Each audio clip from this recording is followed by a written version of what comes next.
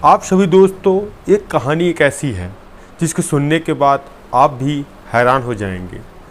देश की राजधानी दिल्ली में हुए डबल मर्डर। वो डबल मर्डर थे एक महिला और एक युवक का। एक महिला जो कि शादीशुदा थी और 2 बच्चों की माँ थी, तभी उसको एक युवक से प्यार होता है। वह उसी के साथ लिविंग में रहने लगती है। उसके बाद उस युवक को वह छोड़कर दोबारा अपने पति के पास जाती है। तभी वह युवक एक ऐसा खौफनाक प्लान बनाता है। वह प्लान ये था कि वह महिला के पति को मौत के घाट उतार देगा, उसके बाद अपनी प्रेमिका से दोबारा शादी कर लेगा। मगर इस कहानी में ऐसा कुछ उल्टा होता है कि उसकी प्रेमिका की मौत हो जाती है और वह जो उसका प्रेमी था वह भी मारा जाता है। आप भी सोच रहे होंगे आखिर ऐसा कैसे हुआ कि प्रेमिका और प्रेमी की मौत हो गई और उसका पति जिंदा बच गया। आप जब इस कहानी के बारे में जानेंगे तो आप भी हैरान हो जाएंगे और पूरे तथ्य समझेंगे कि आखिर वह महिला अपने युवक प्रेमी से कैसे प्रेम करने लगी और फिर उसके बाद ऐसा क्या हुआ, वह दोबारा अपने पति के पास आई।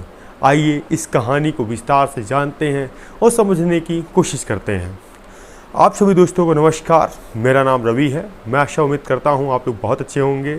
यह जो सच्ची घटना क्राइम की लेके आया हूँ यह कहीं और की नहीं है, देश की राजधानी दिल्ली की है।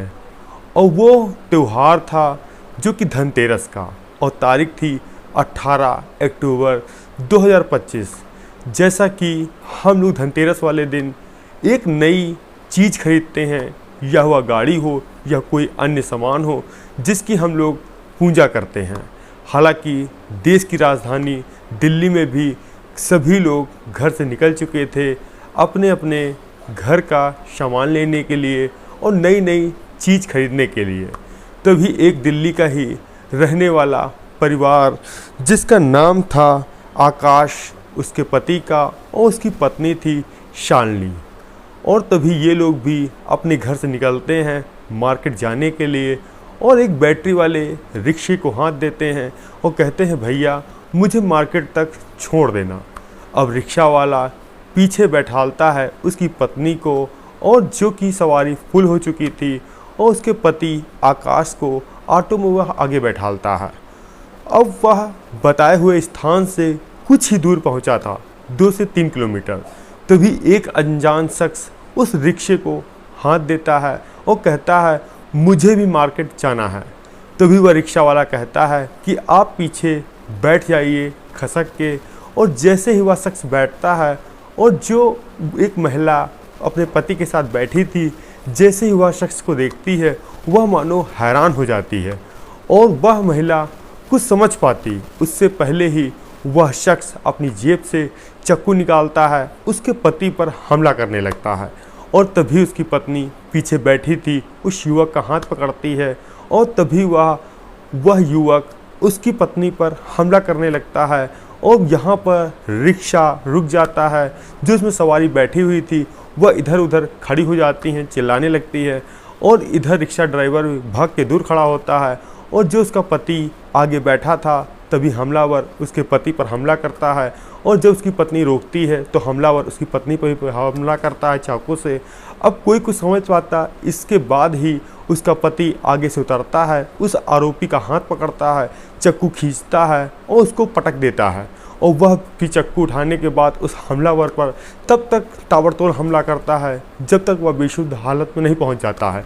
इस दरमियान तीनों लहूलुहान हो चुके थे और वहाँ पब्लिक जमा हो चुकी थी। तभी किसी ने पुलिस को फ़ोन किया और तीनों बदहवास हालत में नीचे पड़े हुए थे। अब फ़ौरन पुलिस आती है, एम्बुलेंस बुलाती है, इन तीनों को अस्पताल पहुंचाया जाता है।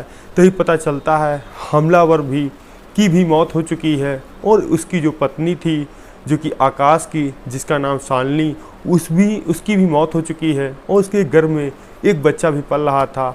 हालांकि 2 मौतें वहाँ हो चुकी थी। अब पुलिस उस पति से पूछताछ करती है कि आखिर इस हमलावर ने आपके ऊपर हमला क्यों किया, क्योंकि वह यह सब बताने की स्थिति में नहीं था। तभी मृतक महिला की माँ वहाँ पहुँचती है अस्पताल में, अपनी बेटी को मृत अवस्था में देखती है। वह भी हैरान थी, परेशान थी। अब पुलिस वाले पूछते हैं कि आखिर आप लोग हमलावर को कैसे जानती हैं। जो लड़की की माँ थी वह एक ऐसी कहानी बताती है जिसको सुनने के बाद पुलिस वाले भी हैरान थे, परेशान थे।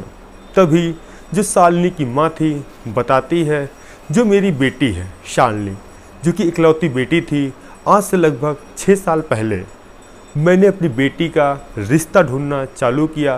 तभी मुझे एक अच्छा सा लड़का दिखाई दिया जिसका नाम था आकाश, जो कि प्रताप नगर का रहने वाला था।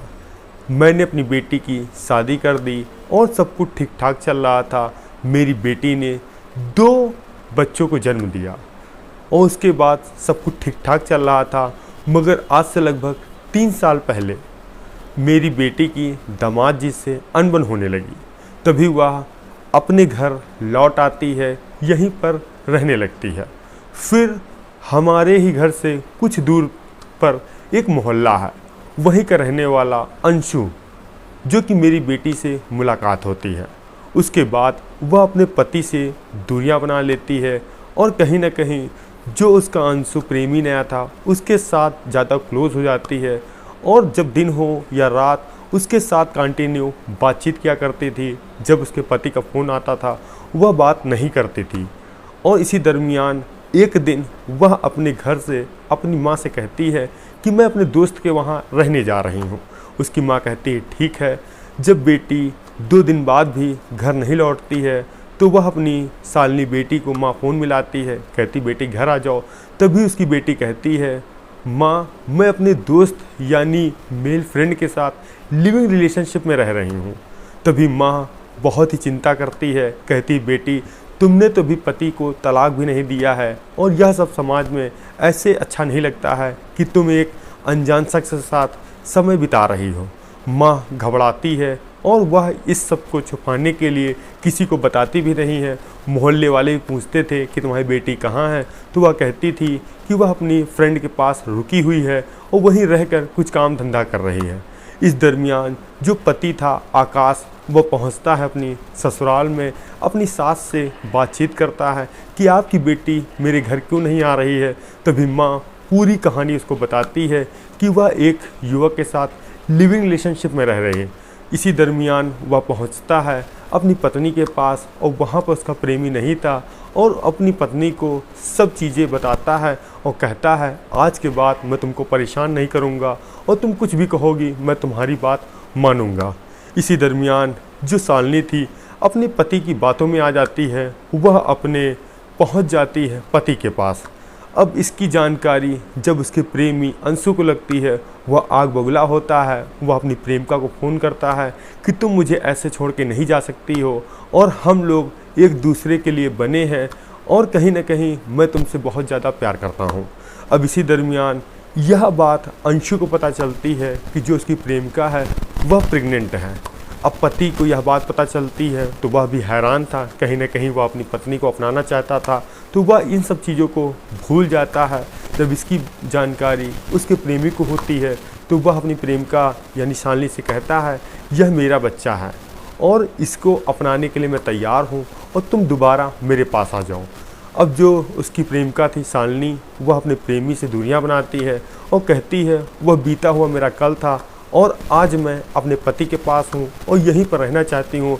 अगर तुम चाहते हो कि मैं तुमसे बात ना करूं तो मुझे बिल्कुल भी परेशान मत करना। अगर तुम मुझे ज़्यादा छेड़खानी करोगे तो मैं पुलिस के पास चली जाऊंगी, तुम्हारी कंप्लेंट कर दूंगी। अब कहीं ना कहीं अंशु अब मतलब बहुत ही गुस्सा हो जाता है और मन ही मन प्लान बनाता है क्यों ना मैं इसके पति को ही रास्ते से हटा दूँ, जिसके बाद मेरी प्रेमिका मेरी बाहों में आ जाएगी, मैं उसे शादी कर लूँगा। तभी वह अपने प्रेमिका के पति की रैकी करने लगता है और वो दिन था 18 तारीख और शनिवार का और दिन था धनतेरस का। वह उसके प्रेमिका के पति की रैकी कर रहा था। तभी पता चलता है रात के 9 बजे उसकी प्रेमिका अपने पति के साथ मार्केट निकली है और तभी वह उस गाड़ी से पीछा करता है ऑटो का और दूर जाकर खड़ा हो जाता है, ऑटो को हाथ देता है। ऑटो बैटरी वाला रिक्शा था, वो जैसे ही रोकता है वह उसके पति पर ताबड़तोड़ हमला करने लगता है। इसी बीच पत्नी प्रेमी को रोकती है, प्रेमी आग बबूला हो जाता है। वह अपनी प्रेमिका को भी ताबड़तोड़ हमला करता है और दोनों यहाँ गंभीर हालत में घायल थे। तभी इसी बीच उसका पति उस चाकू को प्रेमी से छुड़ाता है और उल्टा उस पर वार कर देता है। अब तीनों गंभीर हालत में घायल थे। जब तीनों को अस्पताल पहुंचाया जाता है तो पता चलता है उसकी पत्नी और उसके प्रेमी की मौत हो गई है। जब पुलिस ने इस पूरी घटना को सुना तो वह भी हैरान थी, परेशान थी कि एक शादीशुदा महिला जो 2 बच्चों की माँ थी, वह अपने पति को छोड़कर प्रेमी के साथ लिविंग में रहने के लिए चली गई, जिसके बाद वह दोबारा अपने पति के पास गई। इसी से बौखलाए उसके प्रेमी ने इस घटना को अंजाम दिया और वह खुद भी दुनिया में नहीं है, अपनी प्रेमिका को भी इस हालत में कर दिया कि वह भी आज इस दुनिया में नहीं है।